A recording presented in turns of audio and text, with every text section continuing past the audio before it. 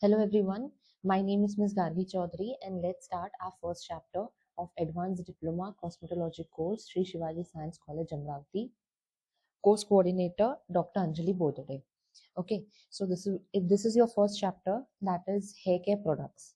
In the hair care products, the very first subtopic that you are going to learn is shampoos.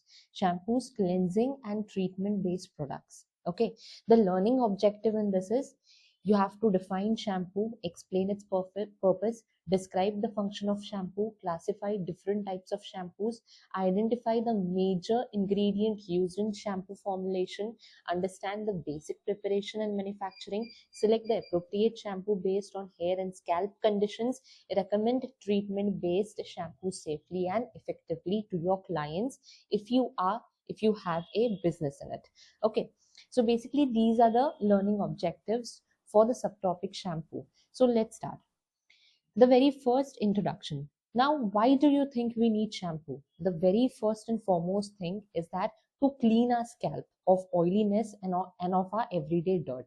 That is the main reason that we need to cleanse our hairs, and we need some kind of ingredient that will help according to our scalp type, whether it is oily, whether it is dry, whether it is combination, whether it is too itchy, whether it is, you know, whether it has some formalities, some different type of scalp diseases, whether it has scalp diseases like whether the person is suffering from psoriasis, that is extreme dryness, then whether the person is and itchiness, whether the person is suffering from mild contagious diseases like lice infection or fungal infection or bacterial infection. So for a particular scalp, we need a particular cleansing agent, and we need some specific ingredient that must be mentioned in that shampoo in order to designate or in order to address our issue. So basically that is the first and foremost um, uh, foremost condition the shampoo must satisfy. Then we have the definition. So a shampoo is what? A shampoo is a liquid. It can be liquid, it can be a cream, it can be a gel, or a solid cosmetic preparation containing surfactant and other ingredient. So basically, it can be anything. It can be liquid, cream, gel, solid, however, as per your hair condition, as per your convenience, you need to pick up. And it contains what? It contains surfactant and other functional ingredient that cleanse the scalp and hair without causing excessive dryness or damage. Okay, so here where the precaution comes, that without extracting all the natural oil from the scalp, the shampoo must address the issue, as well as it shouldn't cause any further damage to the hair or the scalp. Okay, so unlike ordinary soap, shampoo are formulated with mild surfactants. Now all these technical terms we are going to learn. What are the surfactants, what are the key concepts, we are going to learn it further. Just for now, understand that it should have a mild surfactant. Okay, surfactant is something that will cause a foam like structure, and I adjusted to a slight acidic pH, that is 5 to 6, making them suitable for regular use on hair and scalp, because as we know, our the pH of our skin is 5.5. So hence everyday shampoo have a pH of slightly acidic, that is it occurs between 5 to 6. Now talking about history of shampoo, the word shampoo comes from the Hindi word that is shampoo. Okay, to massage, that means to massage. So here where the word has come into origin. Now before the development of modern shampoo, people traditionally cleanse their hair using natural ingredients, among which we clearly know shikakai, and we use even today, we even use Rita, which is used for its that is called as a soap nut. Rita is specifically used for its natural soapy ingredient, because it as soon as if you soak Rita into the water, it creates a foam like structure, so it kind of gives like a surfactant like ingredient. So hence shikakai mixed with Rita will give you a nice foam, and it will help you cleanse your hair more nicely. Then amla is also there, hibiscus leaves, fenugreek, gram flour, and herbal powder. Now The very first is the function of shampoo. We first and foremost know it is to remove excess oil, dirt, and clean our scalp. Second is improve the softness, target the concerned issue that our scalp is facing, whether it is a bacterial infection, fungal infection, or anything. Then third is a scalp care function, maintain its hygiene, balance the oil secretion, reduce the itchiness. And the last is the treatment function. That is, again, whether it is a lice problem, whether it is a dandruff problem, whether fungal, damaged hair, whatever you want to, it should address the concerned issue specifically. Okay, so shampoo. Now, what are the conditions and the characteristics of an ideal shampoo? The very first thing, it should effectively remove dirt and oil, provide adequate stable foam, right? Rinse easily without any residue. मतलब ऐसा होने को नहीं होना कि मतलब if we have applied the shampoo तो shampoo निकल ही नहीं रहा, doesn't matter how much we wash it, right? So it shouldn't be that also. So here where the shampoo formulation should come. अब यहाँ पे टेक्निक होगा कि आप शैम्पू को कैसे फॉर्मुलेट कर रहे हो, right? So here where the method will come, and for the synthesis part you have to synthesize or formulate the shampoo more keenly and more accurately, maintaining the pH and all the conditions that are given in your textbook more accurately. Okay, and plus it, जब भी आप shampoo जो है ये formulate करते हो, hygiene का बहुत ज्यादा ध्यान रखना है. Okay, then the next thing is maintain the natural pH of the scalp, be mild and non irritating. It should of course, क्योंकि daily use अगर कोई कर रहा है शैम्पू का, it should not irritate the scalp. Leave hair soft, smooth and shiny. Be microbiologically safe, you know, because repetitive use of the cosmetic, repetitive use of the cream, we have seen along the period of time, it kind of, the skin kind of contains contact dermatitis. Contact dermatitis is something that a skin that the skin gets over a period of time, जिसको अपन itchiness बोलते हैं. मतलब जो product अपन सालों साल use कर रहे हैं, तो उसी इंग्रेडिएंट से अपन को ईचीनेस होता है, या फिर रेडनेस होता है, या फिर रैश होती है. That is contact dermatitis.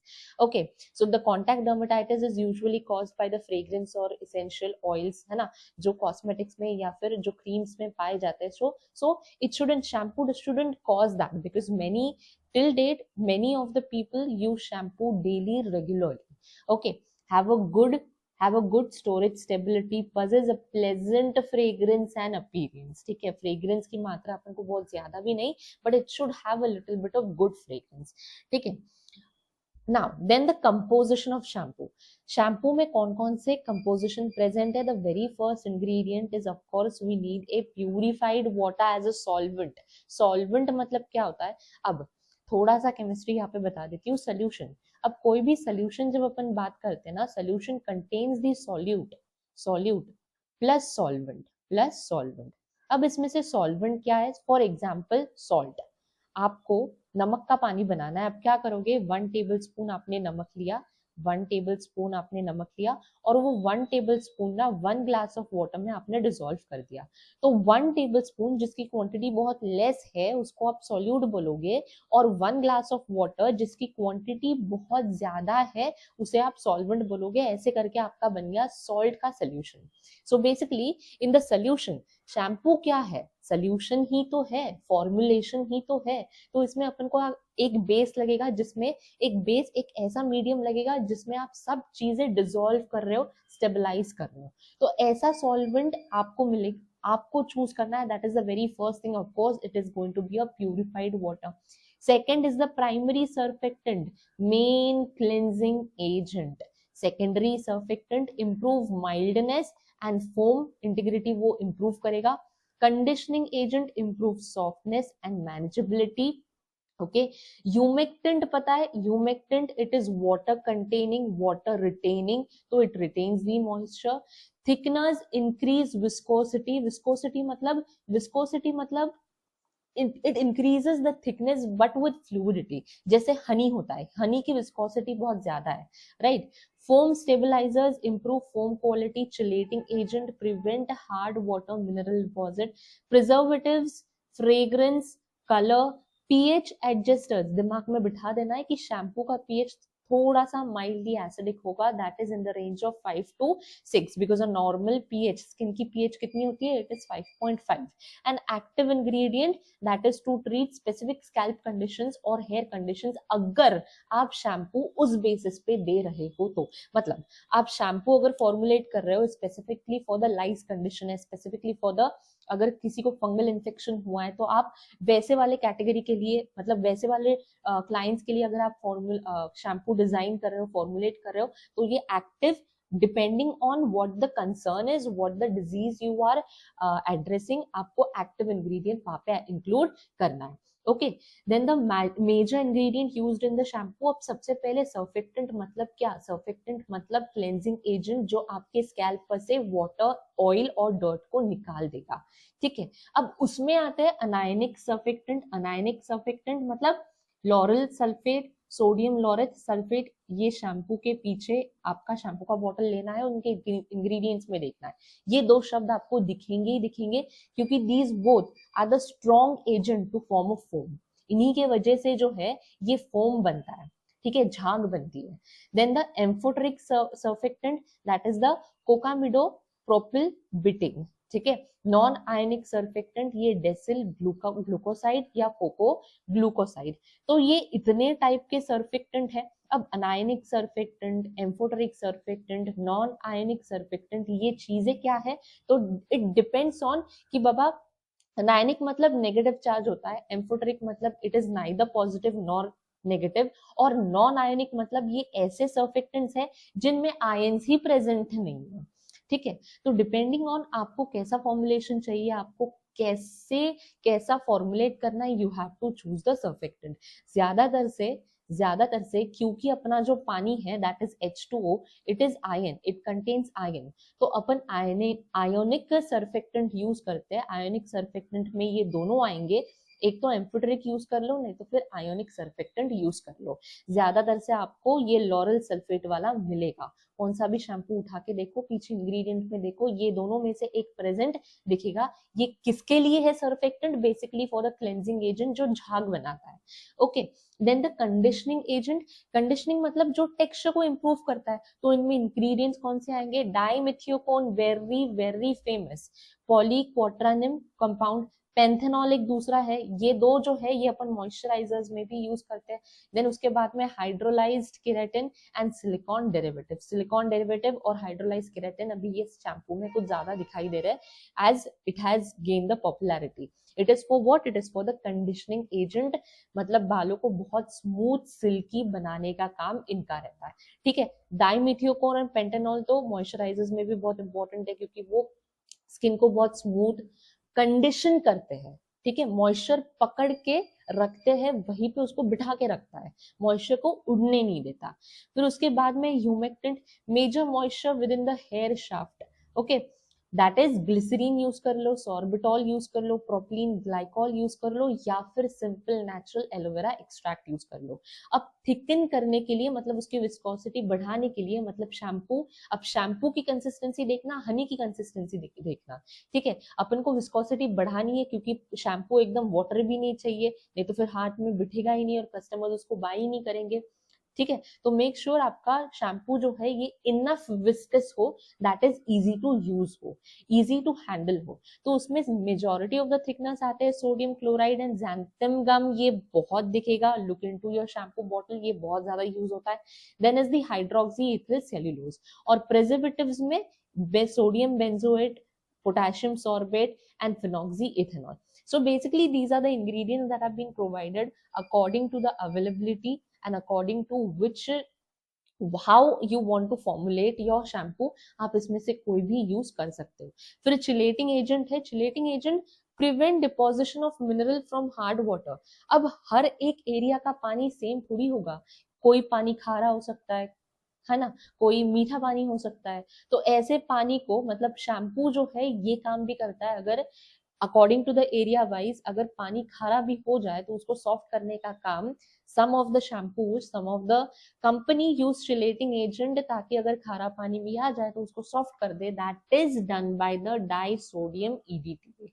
ठीक है, इसका सिर्फ एक ही जॉब होता है, अगर कोइंसिडेंटली यूज करने वाला क्लाइंट के घर पे अगर खारा पानी ही आ रहा हो तो उसको वो सॉफ्ट करेगा और फिर शैम्पू अपना काम दिखाएगा, ताकि शैम्पू वुड बी, जो उसका कंसर्न्ड इशू है स्कैल्प को क्लीन करना, ऑयल को निकालना, सीबम को निकालना, है ना, वो तो करे, साथ ही साथ एक्सेस अपने रेसिड्यू भी बालों पे ना छोड़ दे।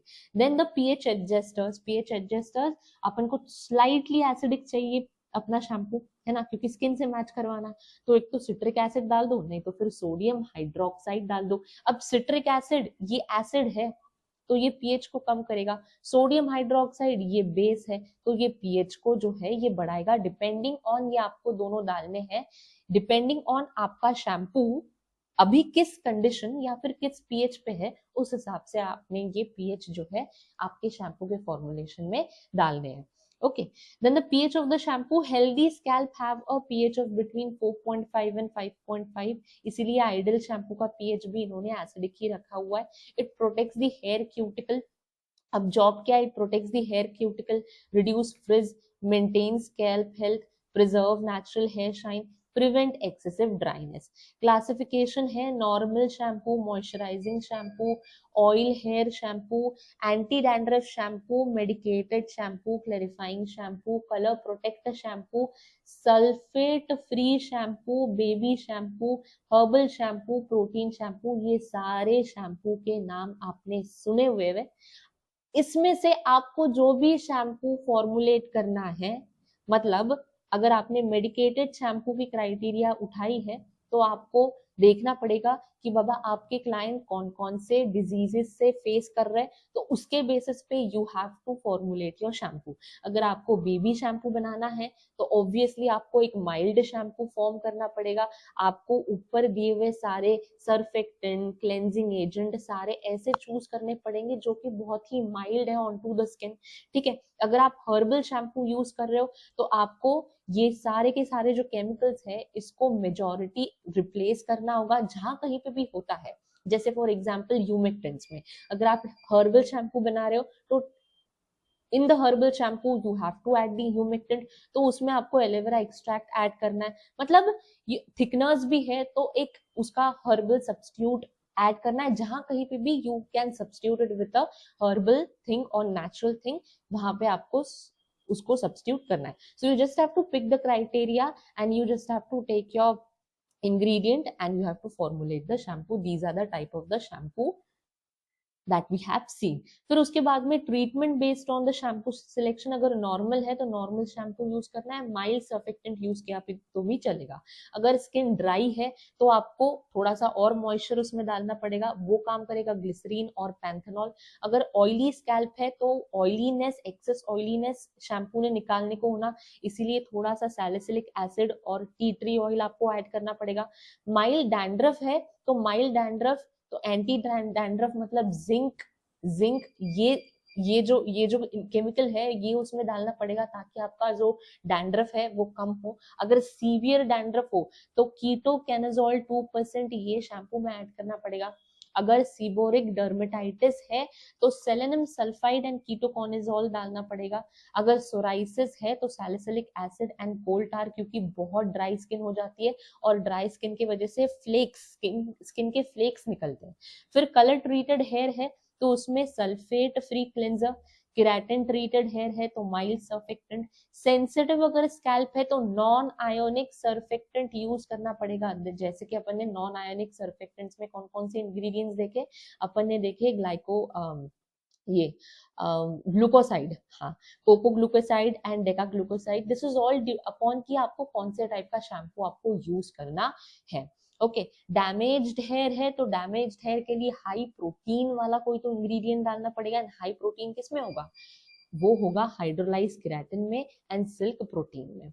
ओके, तो then the very first thing, अब इसको फॉर्मुलेट कैसे करना है, तो बेसिक जो उनका स्टेप्स है वो सबसे पहले है कि वाटर प्रिपरेशन, प्यूरिफाइड जो भी पानी आप लोगे एज अ सॉल्वेंट, ये स्टेनलेस स्टील मिक्सिंग वेसल में जितने भी आप यूटेंसिल्स, जितने भी आप एपेरेटिस लोगे for the formation of the shampoo, ये आपको क्लीन रखने हैं, क्लीन करने हैं, और it should be very clean, ठीक है।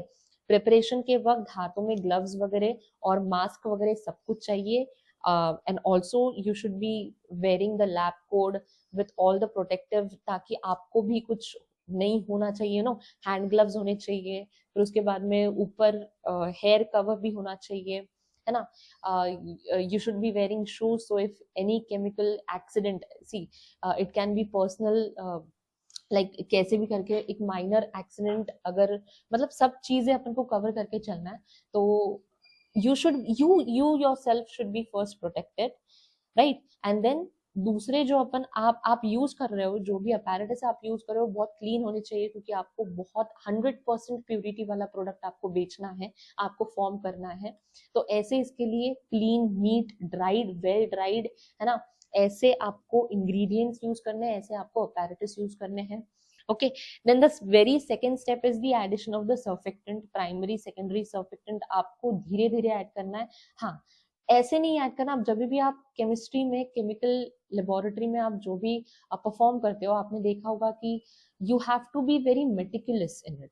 अगर उसमें दिया हुआ है 5 ml, तो 5 ही ml जाना चाहिए, 5.1 भी नहीं, 4.9 भी नहीं। तो ऐड करना है कि आप जो ये फॉर्मुलेशन कर रहे हो ना, इसमें एक्यूरेसी बहुत हो, इसमें एक्यूरेसी हो, प्लेस जो है बहुत हाइजीनिक हो, और सबसे इंपॉर्टेंट बात, आप ऑल प्रोटेक्टेड हो, आपके हाथों में ग्लव्स, मुंह पे मास्क, बालों के लिए टोपी और नीचे shoes, and your lab coat should be there, so none of your skin should be exposed to the environment or the chemicals directly. Okay, so you have to take this utmost care.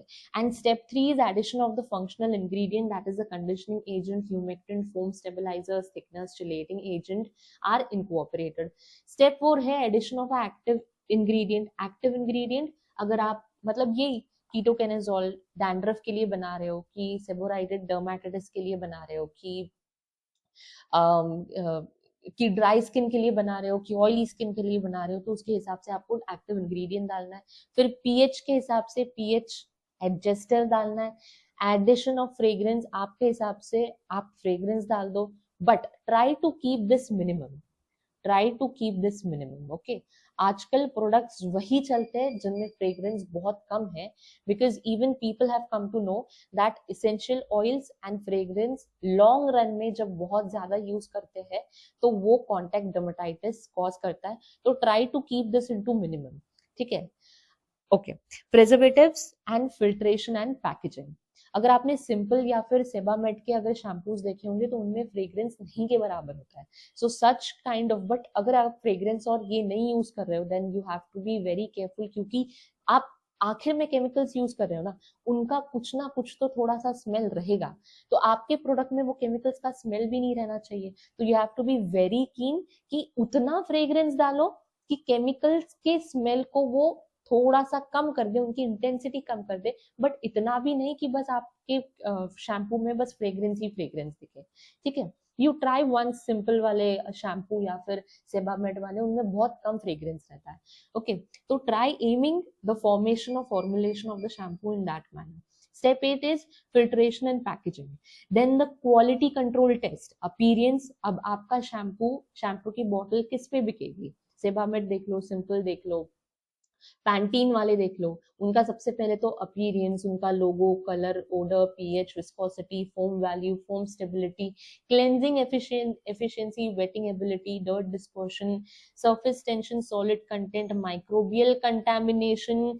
यहाँ पे आपको पता चलेगा कि आपने कितनी ज्यादा hygiene रखी है वाइल फॉर्मुलेटिंग दी शैम्पू, ठीक है। तो ये सब टेस्ट किए जाते हैं।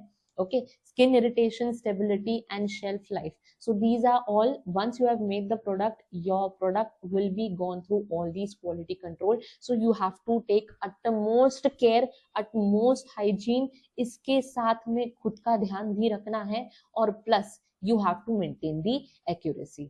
Then the safety precautions: select the shampoo according to the hair and scalp type, avoid contact with the eyes, rinse thoroughly after use. ये आपको मेंशन करना है onto your product. Store in a cool, dry place away from the direct sunlight. Discontinue if irritation occurs. Medicated shampoo should be used accordingly to the professional और medical advises. और अगर वो आपका मतलब अगर डैंड्रफ के लिए यूज कर रहे हो तो 1-2 महीना जितना भी अकॉर्डिंग टू जो भी प्रिस्क्राइब्ड है उतना यूज करना है. एक्सेस यूज नहीं करना है, बिकॉज आखिर में you have used active ingredient and it will do something, right. मतलब फर्दर ड्राइनेस हो सकती है स्किन में. It can also extract your natural oil. तो इसीलिए you have to put all these safety precautions on to your formulated bottle. Keep the container tightly closed after use to prevent the contamination. This all. Now key points to remember: shampoo is a cosmetic cleansing preparation. Surfactant are primary cleansers. Okay, modern shampoo, आज के जमाने में जो shampoo अपन use करते हैं अभी, सिर्फ अपन कितना शैम्पू झाग कितना देता है सिर्फ इसके बेसिस पे अपन तो लेते नहीं है. रादर वो कंडीशन कितना करता है, शैम्पू करने के बाद अपने हेयर्स क्या उतने ही मॉइस्चराइज फील होते हैं, क्या सॉफ्ट फील होते हैं, क्या वाकई में डैमेज कंट्रोल कर रहा है, वाकई में अगर आपने डैंड्रफ का शैम्पू लगाया हुआ है तो डैंड्रफ कम हो रहा है नहीं हो रहा है, राइट. सो ये सब चीजें आजकल अपन देखते हैं. We just don't go for वो कितना झाग बनाता है, right. So different shampoo formulations are available for normal, dry, oily, dandruff prone, color treated, chemically treated and sensitive hair. Treatment based shampoo contain active ingredients like ketoconazole, zinc, pyridine, selenium sulfate, coal tar, salicylic acid. अब ये chemical के नाम है ना, कौन से chemical किस चीज को, किस डिजीज को एड्रेस करते हैं, ये सिर्फ आपको ध्यान रखना है. Okay, proper shampoo selection based on hair and scalp condition is essential for maintaining healthy hair and preventing damage. Next is your hair setting lotion. इसमें second sub topic है hair setting lotions.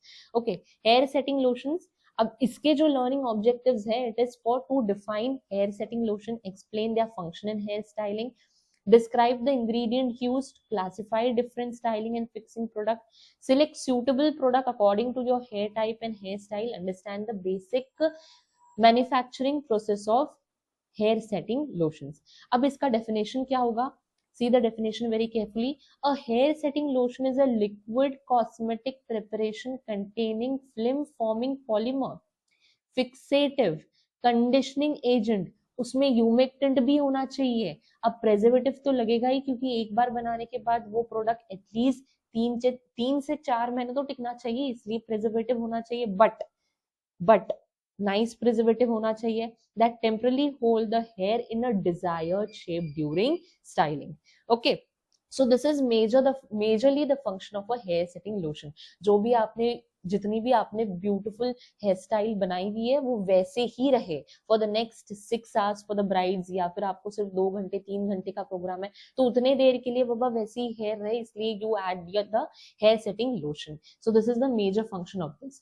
अब styling function: hold the hair style in place, improve curl formation. फिर उसके बाद में आपका hair styling तो वैसा रहे बट साथ ही साथ हेयर प्रोटेक्ट भी करे, right. It should control static electricity. मतलब जो आप बोलते हो ना कि जब आपने भी देखा होगा, कभी ऑब्जर्व किया होगा कि बार बार कंघी करने के बाद ना थोड़े से जो बाल है ये कंघी की तरफ, मतलब कोम की तरफ ना अट्रैक्ट होते हैं. ये मैग्नेटिक जो इलेक्ट्रोस्टैटिक फोर्स ऑफ अट्रैक्शन है, जो हेयर चार्ज हो जाते हैं, ऐसे खड़े हो जाते हैं, इनको कम करना, right. Provide mild heat protection because we are repetitively using the hair irons and everything, right. So prevent excessive moisture loss, ये भी. Then cosmetic benefit क्या होता है? अब हेयर स्टाइल करने के बाद उसने शाइन भी इम्प्रूव करना चाहिए, सॉफ्टनेस आना चाहिए, एकदम बहुत ऐसे स्टिफनेस भी नहीं रहना चाहिए, increase manageability, extend the life of the hair style.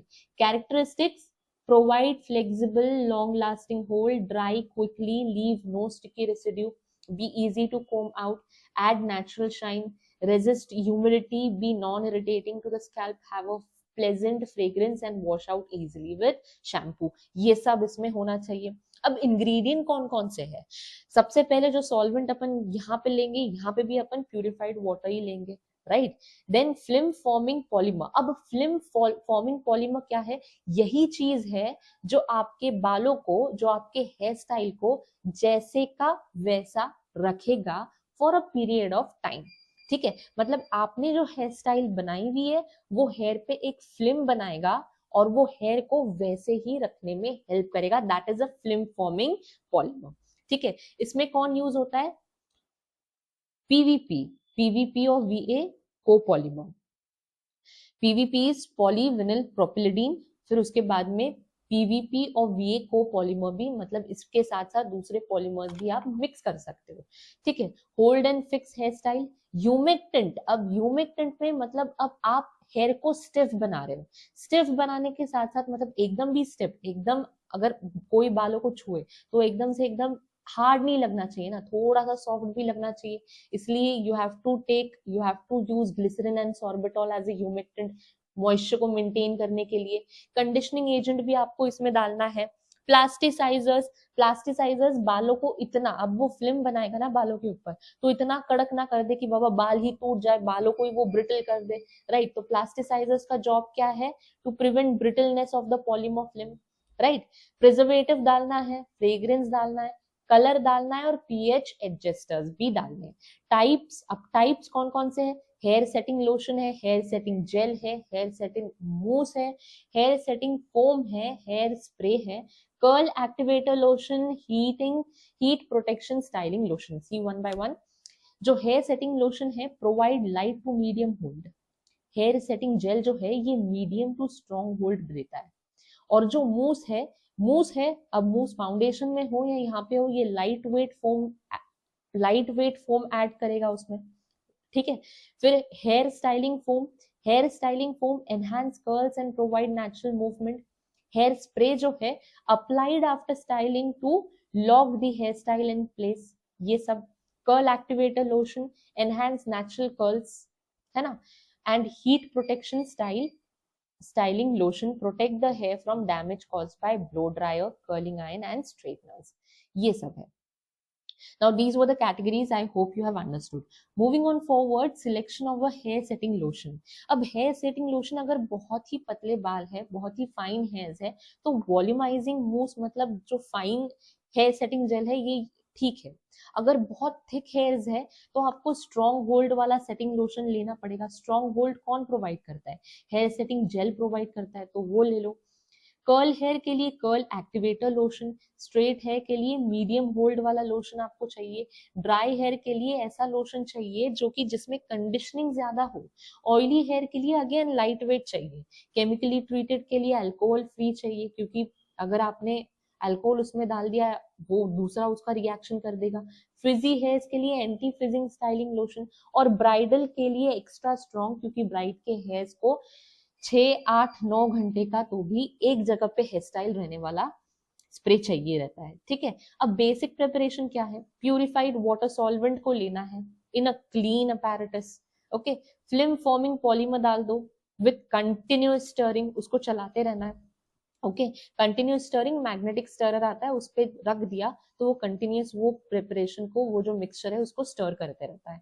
Humectant and conditioning agent are incorporated. Plasticisers are added to improve flexibility. Preservative, fragrance, colour adjust करना है, डालना है, पीएच एडजस्टर्स डालना है, and the product is filtered, quality tested. ठीक है, ये सब कुछ आपने, जो हेयर स्प्रे लोशन है, ठीक है, हेयर स्प्रे लोशन है, हेयर स्प्रे जेल है, जो भी बनाने के बाद आपको क्वालिटी कंट्रोल टेस्ट से जाना होगा। The quality control test are as given as follows. फिर आपको सेफ्टी प्रिकॉशंस आपके प्रोडक्ट में मेंशन किए जाएंगे, करने पड़ेंगे, right. And the key points to remember last is कि हेयर सेटिंग लोशन जो है it is temporarily styling product. ठीक है, the primary ingredient is film forming polymer, जो कि हेल्प करेगा आपके हेयर स्टाइल को वैसे ही रखने के लिए। फिर उसके बाद में प्लास्टिसाइजर्स, जो कि आपके हेयर्स के ऊपर जो आपने ये पीवीपी से फिल्म फॉर्मिंग पॉलीमर जो ऐड किया है, जो आपके बालों को जैसे के तैसा रखेगा, it will make sure, plasticise will make sure कि आपके बालों को वो ब्रिटल ना कर दे। They improve hold curl retention, volume, shine, and manageability. Hair setting product include lotions, gel, mousse, foam, hairspray, right? And proper product selection depends on the hair type, hairstyle, and desired holding strength. Okay, so this was all about in the two subtopics.